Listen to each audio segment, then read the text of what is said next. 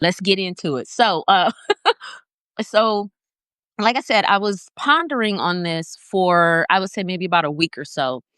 And because we're hearing a lot of talk about matriarch, the matriarch, the matriarch, right? And so I started thinking, well, what would a matriarchy look like today? But before we even get into that, what about the darker aspects of a matriarchy? And the reason why I talk about that is because my content and my reach to women is mainly dealing within the darker aspects of the feminine, because the darker aspects of the feminine is what is shut down, right? And it's shut down by one of the biggest things that shuts it down is religion, right? So I really go heavily into that. That is where my work is rooted. It's rooted within the darker aspects of femininity. And you know, it when and and there's so much talk about dark feminine, and you hear a lot of things about how, oh, use your dark feminine energy and your feminine wiles to get stuff out of men, to get men to do what you want them to do. But really the dark feminine energy, that's a primordial energy, and that is what you utilize to create the life that you want, to whatever your desires are, and to bring that into fruition, right? So that's where my work is rooted. And this is actually what I work with. This is the work I do with women. I have one on one coaching where we get into, I'm helping women who have left relationships or marriages, and but they still have these different limiting beliefs and fears on how to create the life that they really want, because it's one thing to leave the relationship, it's another thing to have to start from scratch. Yeah, she said the dark energy. Okay, I'm listening. Yes, we're going to get into it. I'm just entering in my plug right now, right? So so basically that is the work that I do with women. I also have the work where I'm discussing strategic communication and power dynamics, the secrets of how those things work in everyday life. It's not just when you're dealing with men, but just in everyday life, period, where I get into the inner battles that we face within ourselves and how to take that energy and transmute it. So I'm very much into transmutation of work. Yes, I'm definitely just starting over left. Girl, let me tell you. It's more than a notion, let me tell you. So that is the focus of my work. And so all of my links are in my bio. I have the war room, which is strictly where I'm teaching on, like I said, war strategies for daily life. Which is another aspect of the dark feminine, right? And I have a very I have a very good way of tying all of these things together, right? So the war room, we get into, like I said, strategic communication. I get into some psychological warfare, dark psychology, all of these things. It's really good stuff over there at the war room. So, but anyway, and also for my 101, there's my website called Magic Mama. Okay, so let's get into it. So when we're getting into, first, let's deal with the dark aspects of the matriarchy, right? And I was talking to a friend of mine, and we were getting into, and this is no shade. I'm not trying to offend anybody who's listening if you come across this or whatever, but we were talking about, we're getting into the Queen of England, right? And we're always hearing about these like nefarious deeds, right? And all of these things that have taken place and within the royal family. But we have to remember that the queen, she's the matriarch, right?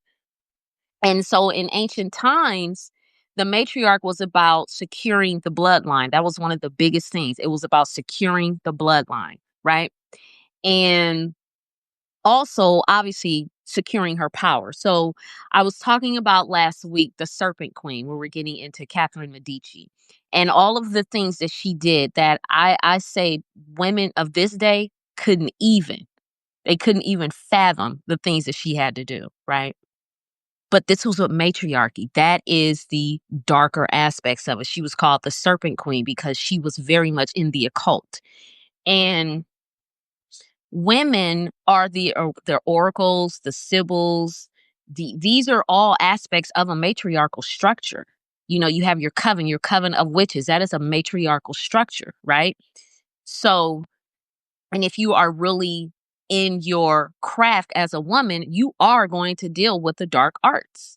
because the feminine is dark in and of itself. The feminine is dark first, right? And we do what we do in the dark to bring everything to light, right? Everything starts as darkness. You're in your mother's womb for 9 months in the dark, right?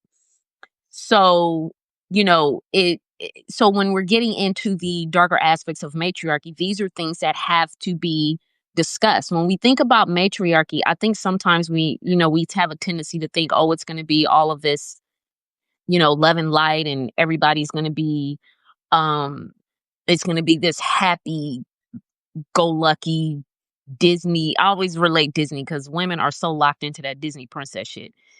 So, but if you are really truly a matriarch, you are going to have to make tough decisions, right?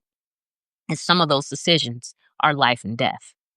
Okay. So let me backtrack a little bit. I was mentioning the queen, right?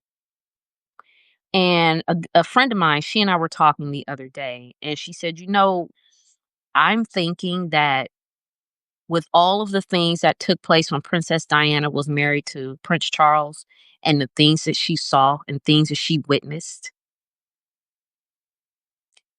and when she started being very vocal about the things that she saw, that was sort of like a violation of the rules or the covenant that the matriarchy was already set in stone. You were not supposed to discuss those things. And so it also made me think about how in ancient times, and when a witch would go against her coven, there were consequences behind that. And a lot of those consequences were not good, we'll just say. And that's why I said, as a matriarchy, you will have to make decisions you will have to make life or death choices. And so I really ask, are women ready for that? Are women really, really, truly ready for real matriarchy, right? Because you have to make the tough decisions. And the way so many women are now with this phallus worship and this being so locked into this religion. Religion is another aspect of phallus worship. I don't even think women understand that when they're so locked into these religious doctrines, they are basically worshiping men. They claim that they're praying to God, but they're praying to men, their husbands, their fathers, any man that they come into contact with. There's this conditioning that has taken place where women worship men. And a lot of times they don't even realize it. So imagine if this matriarchy was to truly rise, the difficult choices that women would have to make, women in power, right? When we look at the pick me's and the boy moms and all of these types of women, choices would have to be made because you can't trust them. You can't trust that they're sitting in a meeting, right? Let's just use an example. They're sitting in a meeting, a strategic meeting or whatever, and then they go back and they tell their husbands what's going on. Those are the chances that you take when you bring those type of women into the fold, right? So these are things that have to be really, really considered. When we're talking about a matriarchy, like, there are so many things that have to take place. And making difficult choices is one of them, especially when it has to do with one of your own, meaning other women. See, I am of the belief, not even belief. Okay, we'll say belief right now, but from my readings, from what I've received, women were the co-creators and they are complicit in carrying on the patriarchal structure. So, as women, if we are really serious about a matriarchy, we would have a lot to contend with, not just because of men, but because of women. They are the ones that we have to contend with. They're the ones that we have to deal with. I see it time and time again. When I'm posting certain things on TikTok, I call them the bros. They come in my comment section and they're spewing all of their vitriol and all, which I expected from them. But what is always amazing to me is how women, they can only go so far with me. And then it's like the chip gets turned back on, right? And in their language and their verbiage, they may claim to want to, the rise of the divine feminine, but it's like, do you really want that? Do you really want that? Or do you want to kind of have a little bit of power, but then still want to benefit from the patriarchy? I really think that that is where a lot of women are.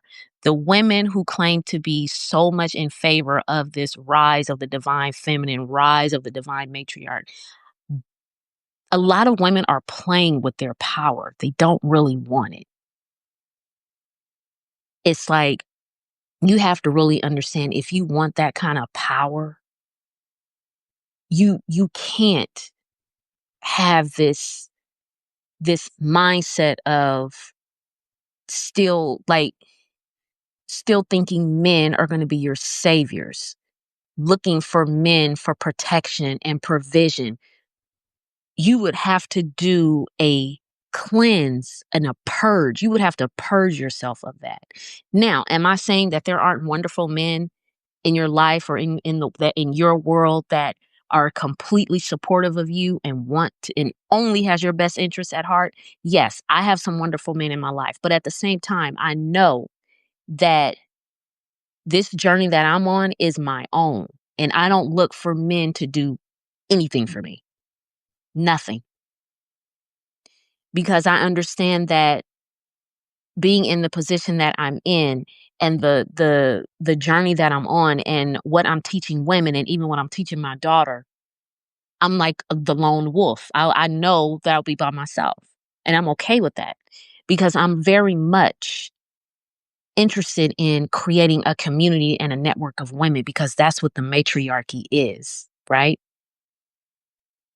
It's not these fake sister circles where all of your girlfriends are like, "Yeah, sis. Yeah, sis." No, that's not what a matriarchy is. When I think of a matriarchy, and I don't know if any of you are Game of Thrones fans, but when I think of matriarchy, I think of the matriarch of House Tyrell. I don't know if anybody on here watches that show, but she is so badass. She is what a matriarch. She's one example of a matriarch. She had to make the tough decisions, right? And when we think about what the woman, even just a woman who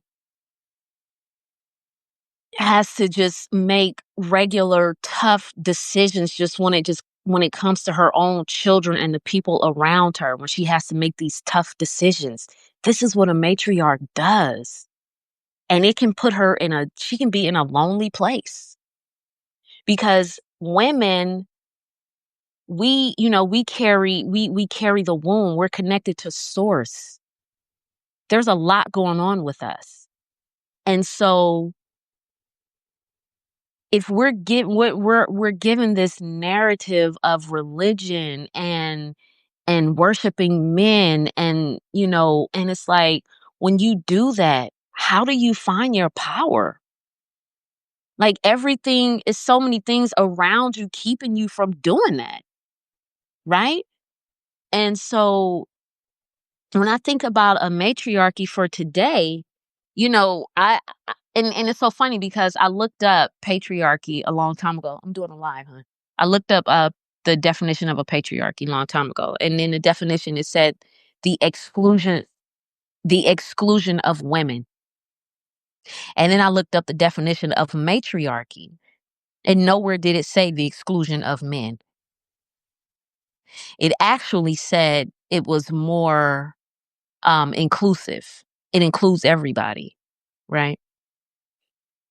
So what I took that as women, as the matriarchy, and we can even just look at it just being a mother, right? Most of us as mothers, we want everybody around us to be happy and healthy, even if it's not our own children. If another child is in my care, I'm going to make sure that they're well taken care of, just like I will take care of my own children. And this is women. This is how we operate for the most part when we are, with our families and people that we love, right? We all have like that mama bear thing going on, right? Not just for our own children, but other children that are in our care. So, we were the first teachers, and so I mean, you can just look at the school system. Most of the teachers are female, right? So we have this innate in us where we want to teach the ones coming up behind us, right? So it makes sense that a matriarchy would be inclusive. So so base so it means, it makes sense that a matriarchy would be inclusive. Excuse me, y'all, I was interrupted for a second. So looking up, I wanted to kind of play around and find out what a matriarchy would look like in this day and time, right? And I think the fear that a lot of men have when we're talking about the rise of the matriarchy is because they think that we're going to do things the same way we're going to run it the same way the patriarchy is running, right?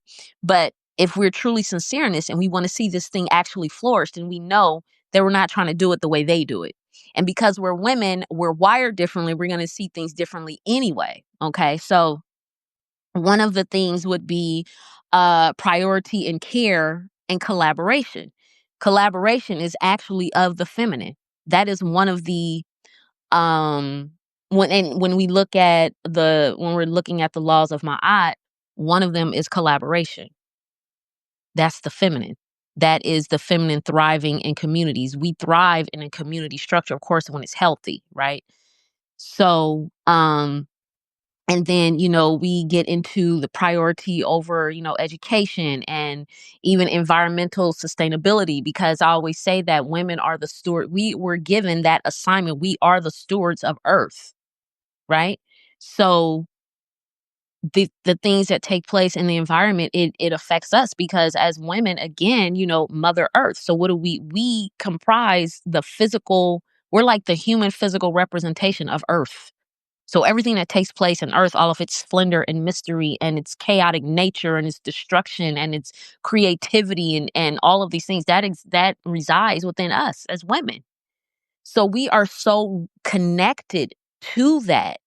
And when the resources are taken away from us, now we're looking for men to fulfill that, right?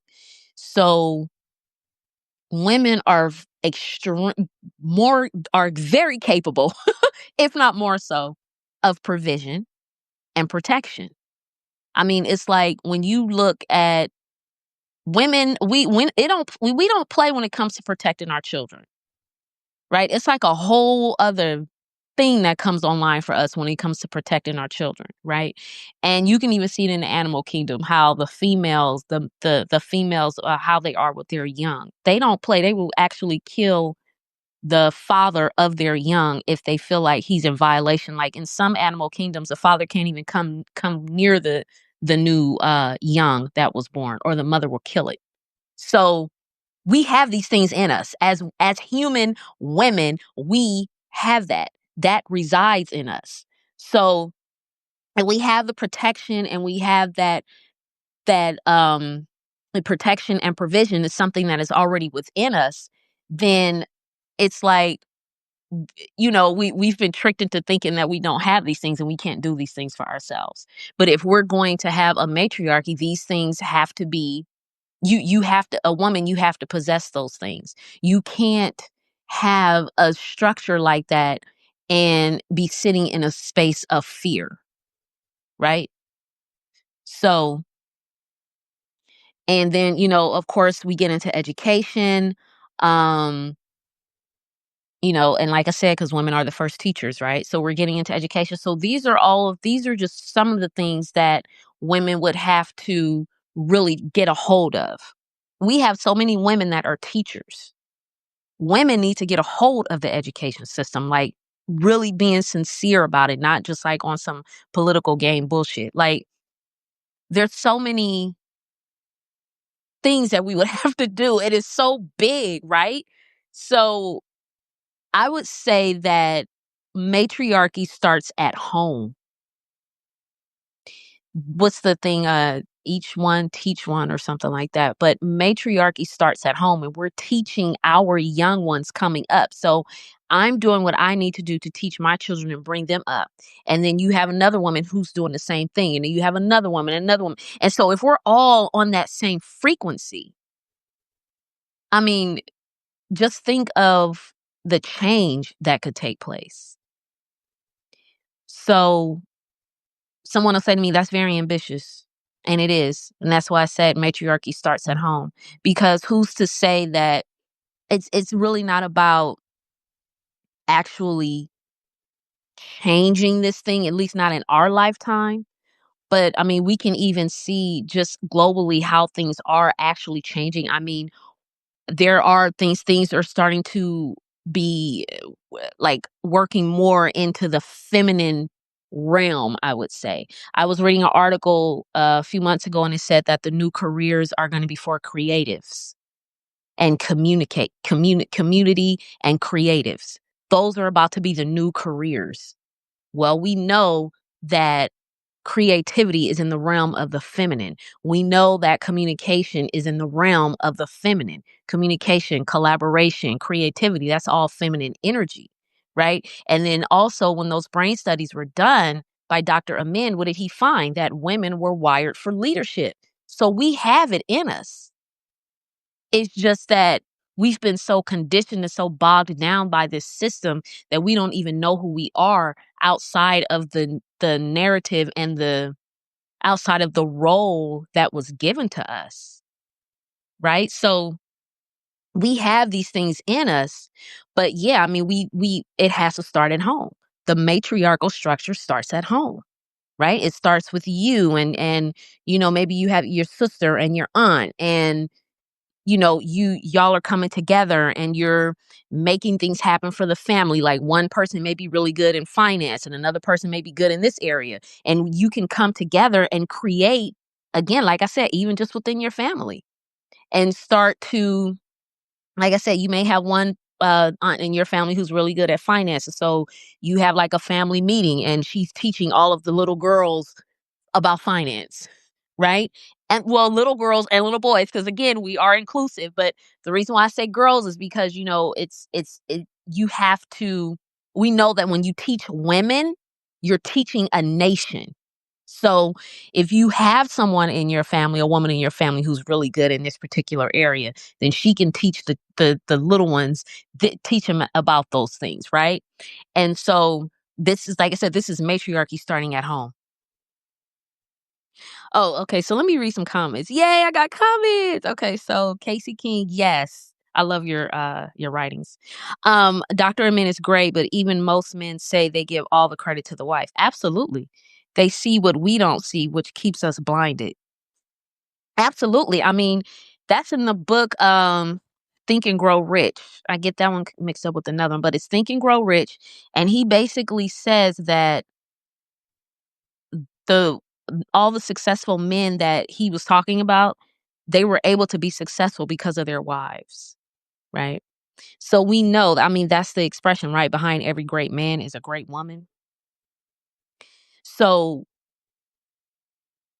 just think of, as women, all of that we give to everybody else instead of giving it to ourselves first and then giving it to the world. I've said that, think of how much different things would be if women were just able to just be able to create the art that they want. Think of how the art world would have, think of what it would be. Um just and I use the art world because I'm dealing in the realm of the feminine creativity, right? But I'm just in all areas. But for some reason, I was thinking about and maybe because I'm a creative person, so I was thinking about, as far as like the arts. But I think about the strides and everything that could have been made if women weren't so conditioned and bogged down into being everything for everybody else, and being, relegated down to just being baby factories. I mean, you hear all the time about how women, they had these flourishing careers, or they were like really on that trajectory, and then they get married and they start having children, and then their market value just goes, it starts to decrease more and more and more. And it's like, think of what this woman could have done if she hadn't been bogged down by this. Now, do you have women who have great partners and husbands and are totally supportive? Absolutely. But we know when we're dealing with the average situation is the woman, she stops working, she goes in the home, she has babies and do all these things, and everything that she could have been comes to a screeching halt, right? And so I think about that. And then, there's this push, with putting women back in the home. And I'm just like, again, I'm looking at women who are making strides in their areas, and it's like you take all these women and you put them back in the home. Where does that leave us, especially when we're talking about women's health? There's this woman, this doctor that I follow, she was in medical school, and because there was no research being done on menopause, none. And she was the one that decided to start doing all of this research, and she started finding out all of these things, and she started finding out how there's no funding, and just what if she had not done that, right? And then there's this young lady on TikTok, and she's doing her dissertation on the nervous system, a woman's nervous system, and what's going on with her reproductive system, and I mean, she's going in so hard on this, like, and when I say hard, I just mean she is really deconstructing this thing. And I told her, I said, you're doing so much great work for women. She is revealing things that I mean, and I consider myself to be pretty knowledgeable about certain things, but she's even blowing my mind with the stuff that she's talking about. And I was like, think about it. This is what we need. If anything, we need women who are out there doing that kind of research. When you control the minds and the womb of women, you control the world. So it makes sense that we need more women that are in the field of health and doing research, right? That's what we need. Yes, Napoleon Hill. So, I think that we can kind of see how this is moving as far as a matriarchal structure, just by women that are out there really doing that research and that work and finding out these things for us. I told her a second time, I said, I just want you to know how much I appreciate your work. You just, like, do you even know what you're doing? Do you have any idea how you're getting ready to change? You're getting ready to change the world with this stuff. Like, I'm telling you, it's amazing the work that she's doing. And she's young. She's probably, I don't even think she's 30 yet. And or she might be 30, I'm not sure. But this is her dissertation. And I'm just in awe of the work that she's doing and the knowledge that she is giving women right now. I mean, it's so I'm really excited about how this thing is gonna go. Um, thinking about my own contributions to the rise of the matriarch, the divine matriarch, and other women that I am following, and we're following each other and we're supporting each other's work. And that is the matriarchy. Like, it's not going to look like how we necessarily picture it. It's going to look different. Um so like I said, I'm really excited about it.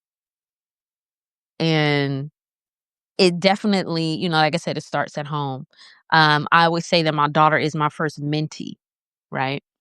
So, and I'm really talking to her about things and teaching her things. And then she's starting to see things. She comes to me, she's like, Mom, you was right. And then we have these really great conversations. And so I'm preparing her to, hey, when mom makes her transition, you on deck. Right? So yeah, I'm so glad y'all came through. I'm excited. The last live I did, y'all, I had 0 views. Nobody came into the room. Nobody came into the chat. So I'm excited. So the last thing too, one thing I wanted to touch on is, I always say with women, our biggest issue is jealousy. That keeps us from doing great work together. Is jealousy. You have women, we're all coming from different walks of life. For me, I'm starting from scratch. I was married for 18 years, still working through things with that, with my children and all of that. So, but I'm literally starting from scratch. I was off the market, as far as like bringing in income and all of these things. 17 years, y'all, of bringing no income in of my own. And, but, I'm connecting with women who are flourishing, women who are starting over, kind of like in the middle, and I think that this is such a wonderful place to be. And I have a lot of gratitude for the women that I've connected with. And if women could take that jealousy and transmute that energy, because it's all energy and it's all about transmutation, we could do some really, really great things.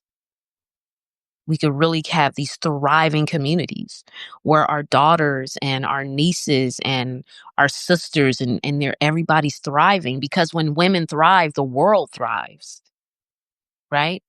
Because we're going to take care of everybody. We have sons, we're going to take care of our sons. We're going to, we'll make better choices when we decide to get with men. It'll be a certain type of man. I mean, that's what the matriarchy is about. You don't just be getting with any old dude. It's about genetics, it's about bloodline, lineage, it's supposed to be strategic, all of these things. And when you have women who are knowledgeable in that area, they can help the next generation of women make the better decisions when it comes to those. If they want the marriage and the children, that family, if they want that, they can make better decisions. I'm not a fan of the nuclear family, but it's here. And so if it's something that women are going to indulge in, at least make better choices, right? And we hear men say that. We hear the red pill people say that all the time, but it is true. But how can you make better choices if you don't know?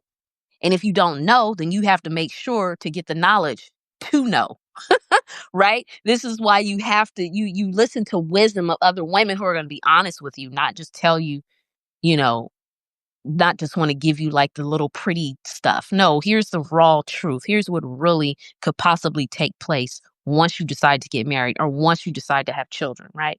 So these are things that, like I said, with the jealousy, if women could just take that and transmute that energy, it could be wonderful, because jealousy is a very, very strong emotion. The energy of jealousy is very powerful, because it drives women to do really, really weird shit, especially behind men. So just think, if you could take that energy and transmute it, and we could do some great things. So I am going to wrap this up, but I'm so grateful that you ladies came in today, and I'm going to be doing more lives. Um, I'm thinking of some ideas right now that I want to go live on, probably next week or so. I'm not sure, but I'm really, really glad you guys came. And again, if anyone else is coming through that wasn't here in the beginning, you're interested in working with me, you can just DM me here. Um, all of my information is in my bio about the work that I do with women. And if you are not a subscriber to my Substack, go subscribe and I will subscribe back. All right. Thank you ladies again for coming through, and I hope you enjoyed it. Okay. I'm going to end now.